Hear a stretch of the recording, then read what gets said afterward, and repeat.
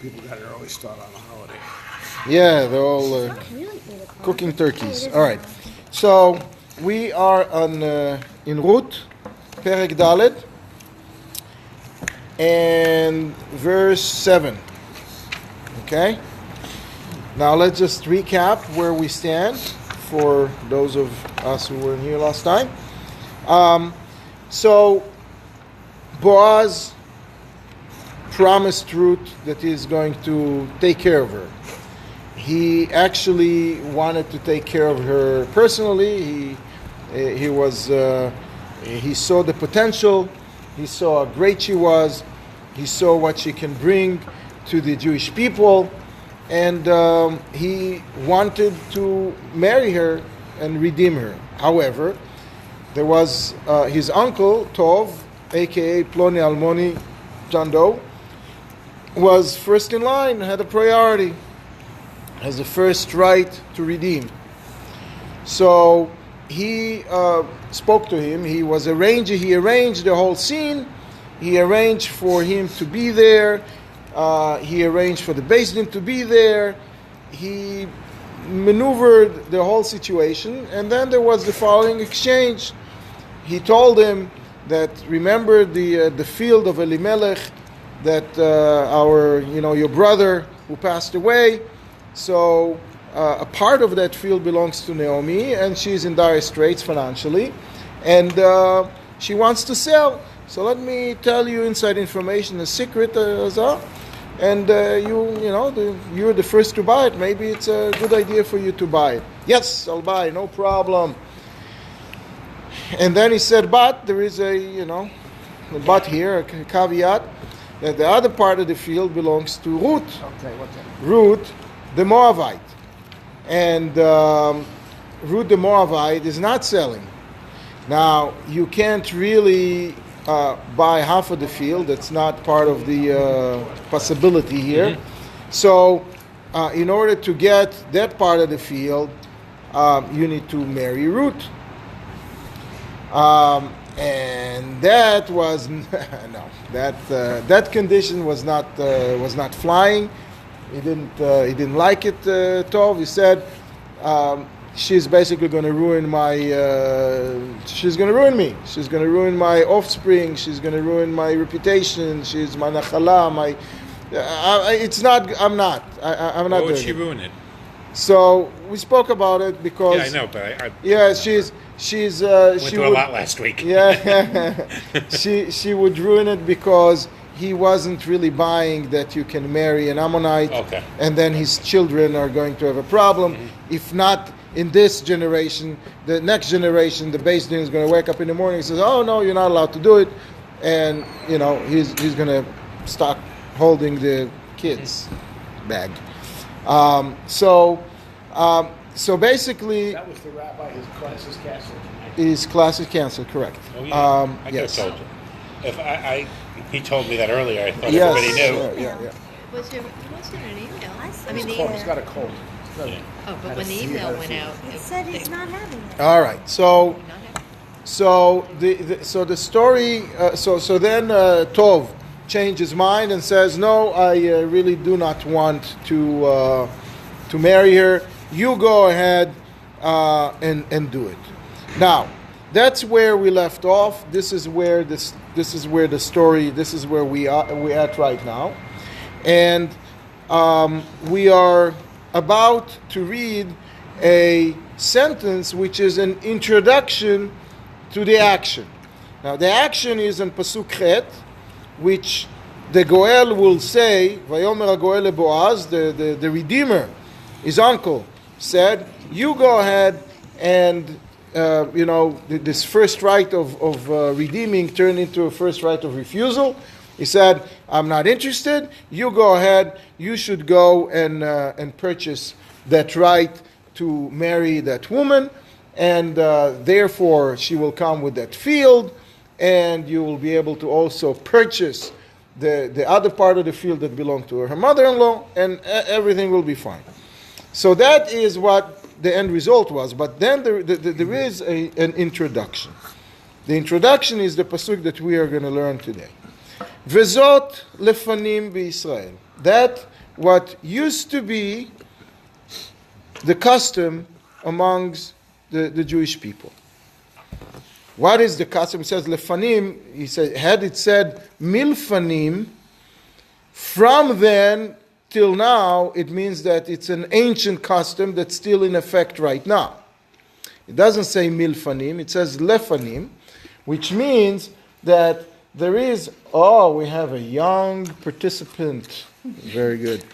Start him young. Yeah, start him young. So, lefanim means that it used to be the custom, but it's no more. It's no more the custom. So what used to be the custom? The custom used to be when the transaction of redeeming, ala geula, when the situation like that arises, where you have to redeem the field, someone who were in dire straits financially, needed to sell the field in order to survive. It's not recommended to sell your real estate, never was, but they have to, so it's called redeeming, you helping them. So the custom in that situation, and ve'alat mura, and a situation when there was considerations, okay, when there was a transaction, a financial transaction, that some acquisition of some kind that brought consideration. Tmura is a consideration. It means like, you're giving something in exchange for it as a payment. So the custom used to be in those situations, and in order to this is a strange sentence, so we'll explain it all. It'll take some time, but we'll explain it. And lekayem kol davar, and in order to ratify the transaction, to ratify the exchange, to ratify the thing that we are doing here, the financial transaction that we're doing here. So what would they do? What was the custom? The custom was shalaf ishna lo, that a person will take off their shoe. It's all weird, man. Will take off their shoe, v'natan lere'eo, and he gave it to the other party. Vezot ha'tudah b'Yisrael, and that was the ratification, that was the confirmation, that was the binding proclamation that this transaction was okay. Does the other party give the shoe back, or does the other we'll talk about the shoe and Tudah is a certificate. Tudah is a certificate. That's a certificate, but it's really not a physical tudah. Tudah now a certificate. This is a physical. It's a piece of paper. We're not talking about a piece of paper. We're talking about a confirmation, verbal confirmation, or the action is a confirmation. So they used to use a shoe legally in more than just chalitza. So what are we talking about? What did we used to do? What did we used to do? Why did we stop doing it? What are we doing now?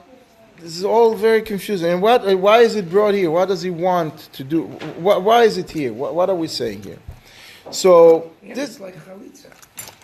No, it's not like chalitza. This is the most common error here. Why? Because on the spot where it says na'alo, his shoe, the Targum Yonatan, the translator says, it's a glove.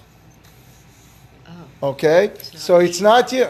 So Yibum doesn't work with a glove. Yibum work. gloves? What? They had gloves? So they had, apparently Would you they like to had. pick up somebody's shoe? These aren't the cleanest things in the world. No, but why We have to are wash our hands when why we are they touch your wearing shoe. gloves in the desert? So It's cold smell. It's cold at night. So the point is that it's not a shoe necessarily. Some say it's a shoe, but most say it's not a shoe, and it's not Yibum. We said it all along. We don't have. There are some similarities. There are similarities to Yibum. There are some connections. There is some connection to Yibum, but it's not an exact Yibum, and therefore the shoe have nothing to do with Yibum here. Okay, let's just, in order to understand this introduction to the transaction that we're going to experience soon, we need to have several introductions ourselves to understand what is going on here. So, introduction number 1. Yovel, the Jubilee, right? What is the Yovel? We have the custom, they have the commandment to observe the Shemitah, 7 years. After 7 years, 6 years we work the field, 7 years, the 7th year we don't work the field, we let the ground rest, and there are some other things that are coming together with the Shemitah. Chief among them is that all the loans are nullified. So if I lent you $100 and you didn't give it back to me, and the Shemitah year came along, I can forget about this $100. There are some later inventions that Beis Din would implement because people stopped loaning. Who would loan anybody anything, right? So they implemented something, but at the very least, we have this commemoration for something like that.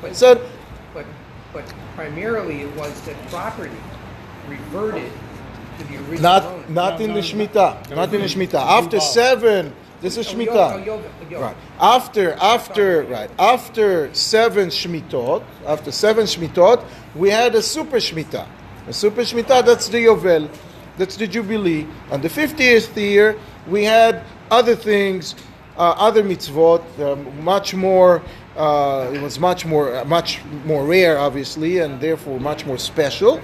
All the Jews would gather in Jerusalem, and on Yom Kippur, they would blow shofar, and at that moment, several things will happen, but primarily 2 things which we are interested in. All of the slaves, the Jewish slaves, would be released. No more. If you had a slave 3 years before and he had to stay with you for 5 years to pay his debt, too bad. After the Jubilee year came, the Yovel came, they're out. And all of the real estate transactions that occurred in the past 49 years are reverting back to the original owner. Except for walled cities. Some exceptions indeed, which we're not going to touch upon right now.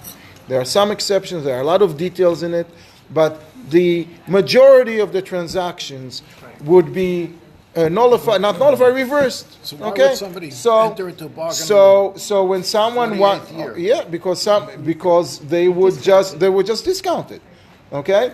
If you know that you're selling something for 3 months, you just charge less than if you would charge it for 30 years or 49 years. So that was the Yovel. Now, one of the conditions for the Yovel to be active, to be enforced, because is that all the Jews should be in the land of Israel. And they should all be on their own property. Because the whole idea of the returning of the property, the returning of the land, is to maintain the distinction properties, the distinction lots of each one of the tribes. So they all need to be there. So when the 10 tribes left, it stopped. When Yirmiyahu later brought some remnants of those 10 tribes, it started again.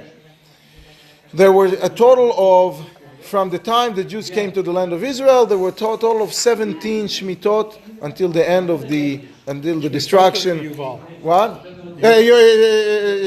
Yovlot, 17 Yovlot. 850 years until the destruction of the first temple. And then there is a whole discussion, was it in effect in the second temple? Not for us, not for our discussion now. Okay, so when did the Jews enter the land of Israel? In the year 2488.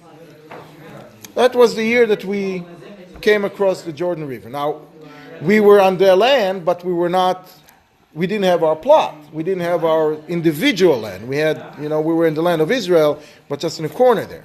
So, it took 7 years to conquer the land, and another 7 years to divide it and make sure that each one of the tribes got to where they need to get to. So 14 years, the year 2502, this is when the countdown to the first Yovel started. That's the first, before that the Yovel was not, to counting to 50 and celebrating Yovel was not This is was the not time of possible. Shoftim. So exactly. It started in the lifetime of Yoshua. Yoshua ruled for 28 years. Half of his time was spent on, divvy up the land, conquering and divvying it up. And the other half, so he did not really celebrate any Yovel because he died 14 years into the count. Fast forward to where we are now. According to Moses, we mentioned Boaz is Ivtzan, and he died. We're talking about the last day of Boaz here. He died in year 2795, close to 2800, right? So we are from the first Jubilee was 2552, or 53, let's say 52. And so we had 290 some odd years until where we are now. So they celebrated 5 Yovlot, right? And they were about, in a few years, 2, 3, 4, 5 years, they were about to celebrate the 6th one. That's where we are in history. So this is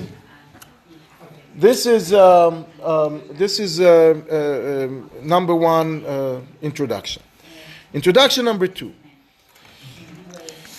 When we transact, when we buy and sell, when we conduct business, so we are transferring property from one person to the other. That's primarily how it works, right? So the Rambam says, and I'll read, the transaction of buying and selling does not take effect, does not work, is invalid if it's only with words. What does it mean? Even if you have witnesses. Okay, so if I met you in the street and I said, Alan, I have a house to sell. You want to buy it for $500,000? And Alan says, yes, I want to buy your house for $500,000. And we say, okay, so I agree to sell it to you. You agree to buy it. It's yours. Nothing happens. Okay? You can. There are witnesses, 100 witnesses. Doesn't matter. You can go to court. It's useless. Nothing happened. You cannot just speak. You need to do something. Now, there are the primary methods of conducting business. One of them is money. You pay money. You gave me $500,000. Okay. So I have to now the house is yours. If I'm sitting there, I'm sitting in your house. You can kick me out. That's you gave me money, it's yours. Another method, shtar, contract. Okay, we sit and write a contract according to the Jewish law of writing a contract, which is very similar to secular common law. That I have this property and I wanted to sell it, and this is what I'm selling it for, and you want to buy it, and you have the money, etc., etc. And there are witnesses, and everybody's signing, and everybody's agreeing, and I hold the contract. So even though you didn't give me the $500,000, you have a contract. Now you owe me $500,000, and the house is yours. The transaction occurred. A third way of conducting a business of buying is chazakah. More complicated. You sit in a place, you fixed it up, you sit there for 3 years, nobody kicked you out, and you have it marked, whatever. Chazakah, let's leave it. This is another way of purchasing. We're not going to give an example right this second. It's a little more complicated. Water? So that's with squatter. That's there are some laws. Did you scream? Did you go to court? Did you announce that you don't forgive, that you still want this property? If you did say something, even though they're there, they can be kicked out, even if it's 30 years. If you didn't say, but that's not for now. Are we talking about real estate Oh. or movable property? Beautiful. This is mainly the real estate. This is mainly the way to purchase real estate. Property. Right. It's not a donkey. It's not a donkey. All right. Now, in order to exchange a donkey, or let's say I want to I have a barrel of wine, and I want to purchase a barrel of oil, I come to you and I say, Alan, do you have a barrel of oil? Yes, here's a barrel of wine. Even exchange. You agreeing? Fine. I give you the barrel. You give me the barrel of oil. Finito. We bought it. Donkey, You have a cow. I want to get your cow. You want my donkey. Pull the donkey. I pull the cow. What? Barter. It's barter. Exactly. This was very common in those days. You have oranges in your grove and you want a salad. So what do? You go with the oranges. You have tomatoes and you have cucumbers and you have onion. I give you a few of them, and you come home with a Israeli salad. That's how it used to be. That's an even exchange. Now, this is a method it's called kinyan chalifin, exchange, purchasing by exchanging. And this kind of an exchange, it's an even exchange. I'll give you something, you value the donkey at X, I value the cow for that donkey, it doesn't matter what the market really values it, so we exchange, we agreed, barter, finish. That's even exchange, kinyan chalifin. Now what happened if I want to purchase the right, okay? In Manhattan you have building rights, you have air rights. You have 4-story building, right? But you can build a high-rise, a 100-story building on top of it, right? Well, I have the rights. So here I'm going to sell you the air. No, you can't really pull the air in Manhattan, in order to buy it. I can't package the air for me. It's not realistic. So how do you buy something like that? Or if I have 100 barrels, but 100 barrels are in Chicago, all right? And we're sitting here. We go to Chicago, schlep the 100 barrels. It's not reasonable. So how do we conduct this kind of a transaction? There is another exchange transaction, but this exchange is not an even exchange where you pull what you're getting and I pull what I'm giving. You pull what I'm giving and I pull what you're getting, whatever. It's not even. We get it. It's called a handkerchief kinyan, kerchief kinyan. Okay, where you are, I'm selling you something. So you give me your handkerchief. I lift that handkerchief. There are witnesses that are testifying that we agreed. And the sign that we agreed was that you gave me the handkerchief. And I received it and I lifted it. And I said, with that handkerchief, I'm selling you the air rights for that building that I have in Manhattan, or for the 100 barrels in Chicago. And that would constitute a sale, a complete without a contract. So That is a contract. It's like a handshake. Right? What do we do with that? When are we using this kind of? We use it in Pesach when we're selling our chametz to the rabbi. The rabbi obviously doesn't like any pita, so we sell him all of our pitas, and the rabbi takes it and sells it to someone. Right? That's number one. Another thing that we use it, if you ever been to a tish, to a chosen tish, early on, when they write all the contracts and before the dancing and the smorgasbord, during the smorgasbord, right? The tnaim, right? The conditions. What happens over there? What are we doing here? What's happening here? We're signing a piece of paper that says that I, Mr. So-and-so, is going to marry Mrs. So-and-so. And Miss. I'm sorry. Nowadays it can be Mr. too, but Miss. All right. And the father of the chatan is going to give these kind of things, and the father of the kala or the family of the kala will give these kind of things, and we all agree. Now this is air. I mean, we don't have the kala is not even here; she's in another room, right? So who is buying? Who is selling? What's going on? So the parents are being signing this contract, negotiating the contract, and the rabbi takes the gartel or handkerchief or whatever, some cloth, something, a pen, something tangible, but symbolic. It doesn't have. It's not like it doesn't have. It's not $1 million ring, and he lifts it, and the chosen lifts it, and the fathers are lifting. That's kinyan sudam. What was exchanged here?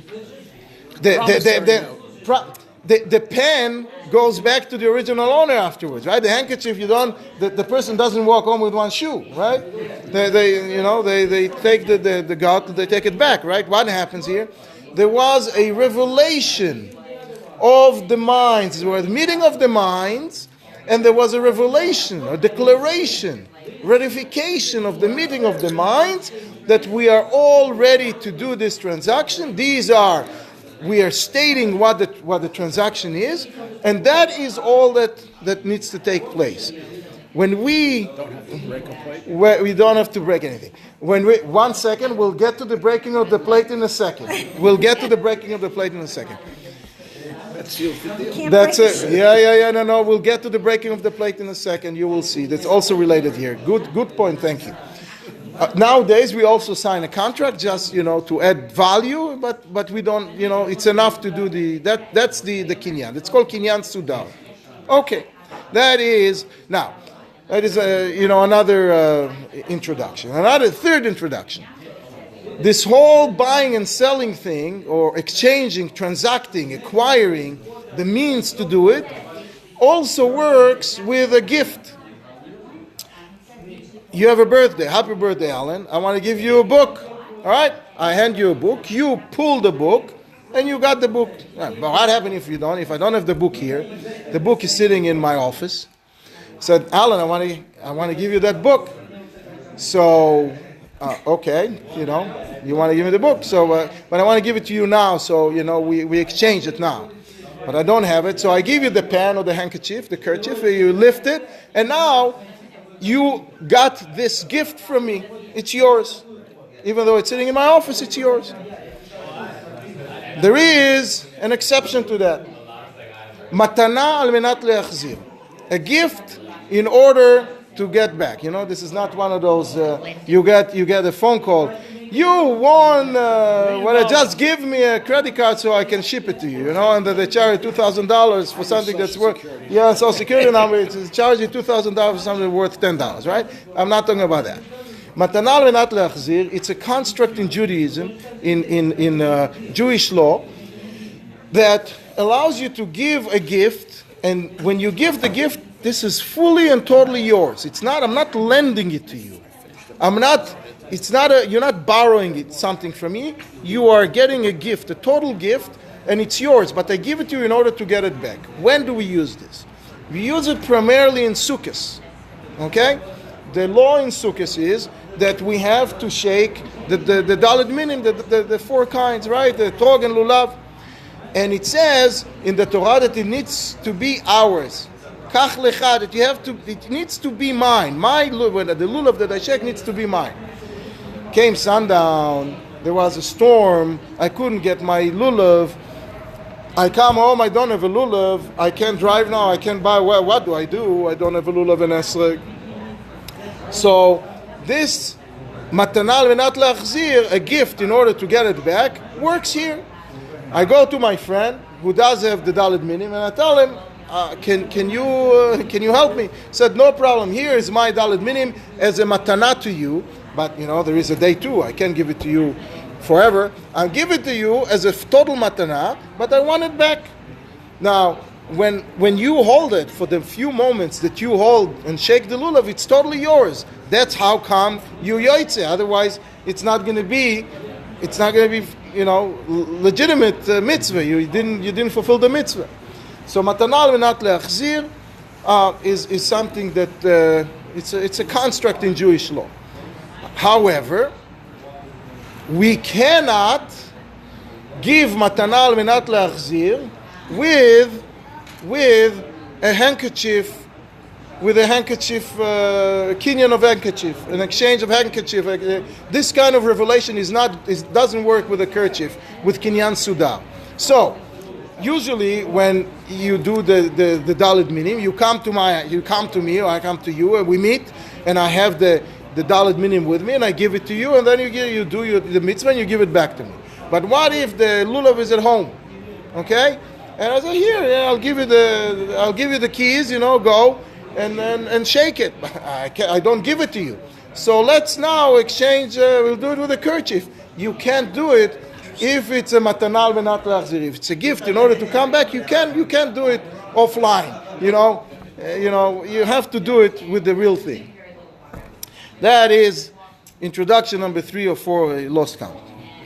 I'm calling it revelation. What is that? It's because what do we do here? What does the kerchief does? do? What does it do? What does it? It just reveals that this is what the people meant to do. They agreed on this transaction. That brings us to introduction number 4, which is those 3 things, methods of acquiring something, mainly real estate, when we were talking about money and a contract and a chazakah, right? Those 3 methods are written in the Torah, clearly that this is how you transact. There is another method that was given as halacha leMoshe Sinai, when Moshe was sitting in a mountain for 40 days and 40 nights and heard from God all the rules. There was one additional method that God gave him, and that is chalifin, the exchange, kinyan chalifin, that you can do in a bartering agreement, you can do an exchange. Now, what was the idea there? The idea there is that there will be, in the future, some other ways and other methods that people are accustomed to buy and sell with. And I, said God to Moses, I give the rabbis the authority to make this type of an exchange a valid way of transacting. That he did not specify all the probably hundreds of different ways that people would agree in all kinds of societies on what considered a transaction. I give you, the rabbis, the power to validate this kind of a transaction. Let me give you an example. One example is people who would buy wine in a winery. Okay, they would go to the winery and they would take a chalk and they would mark the barrels that they want to buy. They would taste this, that, and the other barrel, and these are the barrels that they want to buy. They mark it with a chalk. That became a common way of doing it again, because he didn't know how much is going to, the shipping it's free shipping, Prime, right? Prime Day, so he was waiting. How do you buy it before the shipping arrives? So this is how you buy it, with a chalk. And the rabbis had the power, because they can bring in these kind of rules, they can amend the constitution, and that became a valid way of transacting wine. Okay. Now, the same way they brought in this idea of a handkerchief, because what is a transaction? A transaction is that you agree to sell me something, and I agree to buy it, and we have a meeting of the mind. So all we got to do is just to make sure that everybody knows about it. It's like, to publish. That is like you put in the paper, an announcement that this transaction occurred, and this is it. So everybody knows, and it's written in the deeds of the city, and that's it. It becomes a thing. So we just need to make it known to people. That's the whole idea of kinyan chalifin, of kinyan sudar, is to make it known to people. Now, turns out that because it was such an easy way of transacting, and most people preferred it than to carry a lot of money, which can be robbed, or to go look for a lawyer or a scribe that can write a contract, or all the other ways were hard. So they were doing it a lot. That became the strongest, the most common way of buying and selling, bartering, exchange. So if you didn't have the cow with you, you can sell the cow with a handkerchief, which is most people would not take the cow with them to trip to the market to sell, to buy it. It works with very strong trust. Exactly, it works with trust, and it works with a society that has based in. So that was the situation then, and it became strong. And this is why we are preserving this kind of a method when we are getting married, And it's also related to what we're going to learn here. Anyway, so that is another introduction. Now, one last introduction. There was a method at one point in history, and we will get to when and how and why, where the method of revealing that a transaction occurred would be as follows. When someone sells their land, the family usually is not happy about it because it tears a piece of the property from the tribe, from the family. So they would bring a barrel full of candy and nuts, like a piñata. They would bring a piñata, okay? And they would chop the barrel, chop it. And all the candy will be spread on the floor, on the ground. And all the kids would come, really like a piñata. And all the kids would come and pick it up and run home. Mommy, Daddy, you know what happened? I got a piñata. You know, I got this from where? Why? Where did you get it? Over there. Because Moshe just sold his land to someone, and you know the family is not happy. Chopping of the piñata, chopping of the barrel, what meant to say you chop this land out of our family. That was the signal. It's called ktsatsa. Ktsatsa was a type of, and that was revealing to the world that a transaction occurred. That wasn't accepted by everyone. Was accepted. Except for the people who lost. Was accepted. But they Why? get it back anyway. Why they They got showed back that. anyway during the 50th year? But it was accepted. Now, interestingly enough, the same method was used for shaming. You think shaming is a new thing in Facebook? No, it's an old thing. Shaming. What happened if someone married a spouse which is he married a criminal, she married a prostitute. You know, somebody married someone who is not really good, and the family is really upset about it. They would bring the piñata, they would chop the piñata, and with that would shame the person that something like that happened. And the kids would go and again tell their parents, I got a piñata, and you know, because he married her, whatever. So that's all the introduction. Is that where the tradition came of throwing piñata? Possibly. Yeah, actually yes. That's it. Yes. To the chosin and the chosin to throw. Yeah. At the ktsatsa. Yeah, exactly. That's exactly it. Except that we're not doing it as a shaming. We're doing it as a simcha. Now people would not do it on regular simcha at the time. Now we do it anyway. So these are all the introductions. Now let's try to put it all together. Vezot lefanim beYisrael. This is what used to happen. When the Jews crossed the river and came to the land and settled in the place, they started transacting real estate. You know, somebody bought too many bitcoins, they lost all their money, and now they need to sell their land in order to survive. So transactions of land started occurring. And when transaction of land started occurring, they would use the handkerchief method of selling it. So you sell your land, you do it with a handkerchief, everybody knows about it, finished, done. Then, after now this was all new to everybody, right? People really didn't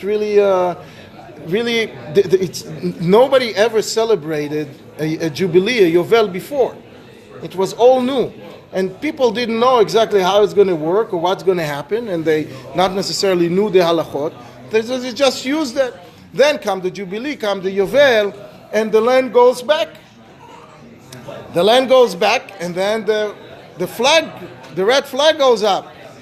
We cannot really do this kind of an exchange, this kind of a sudar, a kinyan sudar, when it goes back.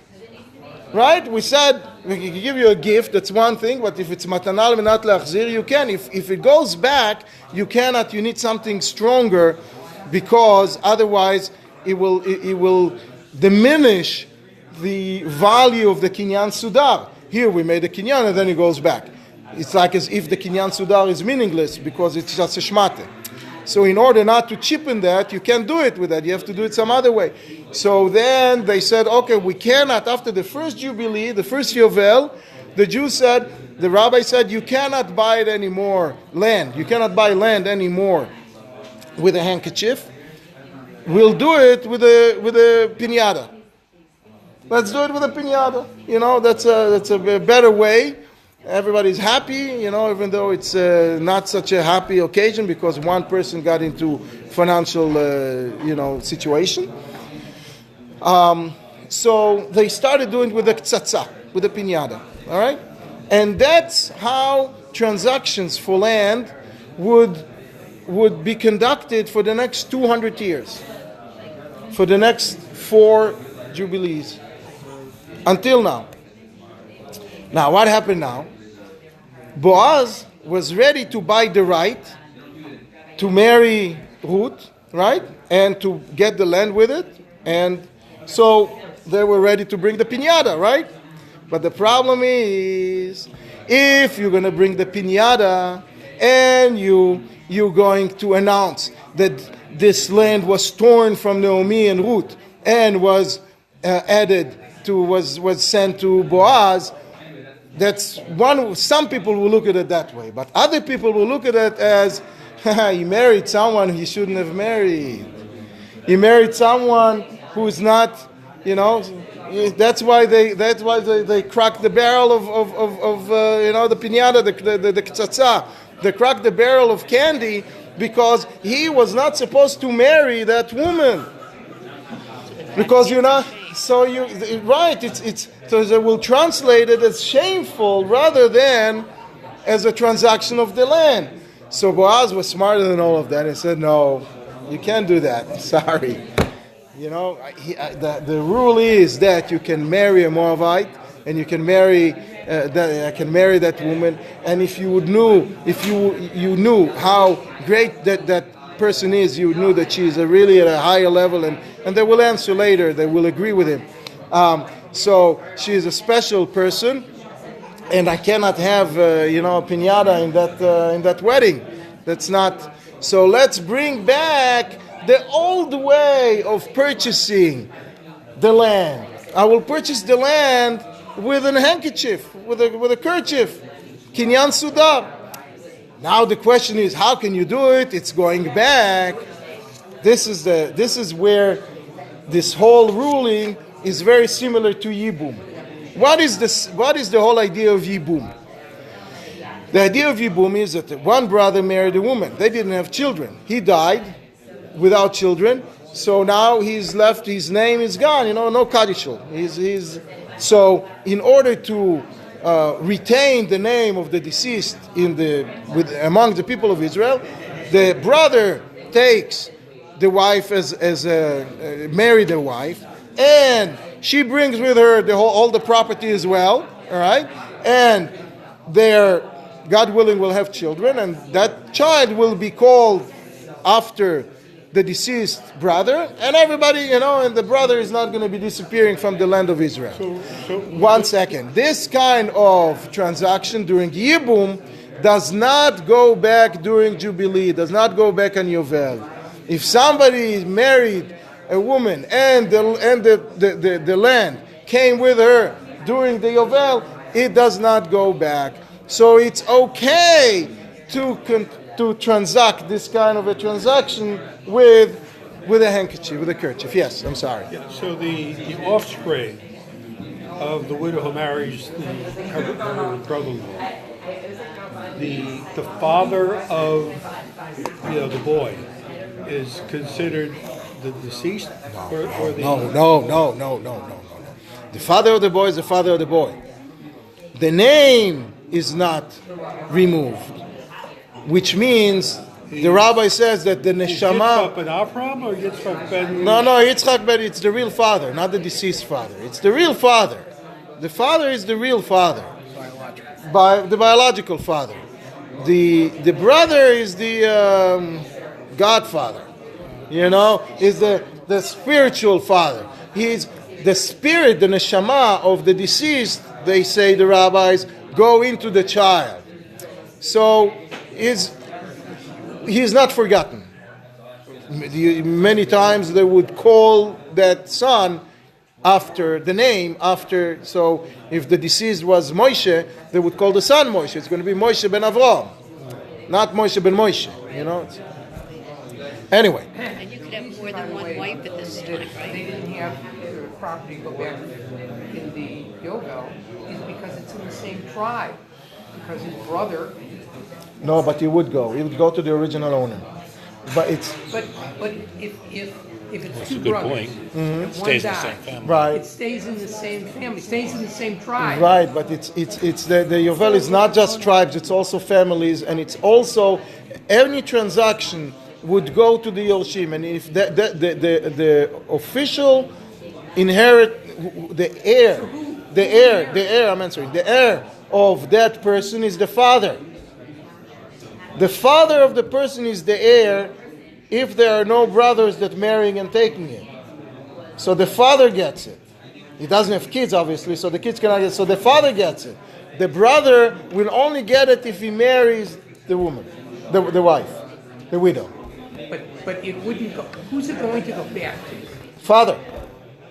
Father of So the deceased. as The father of the Yovel year, deceased. The father would get The father of the deceased. Father has Who is the The same- father of the same son? right, but if the father has 10 sons, one died and one got one married. Right. So if the father gets the field, then the married son, the son will get only 1/9 of it, right?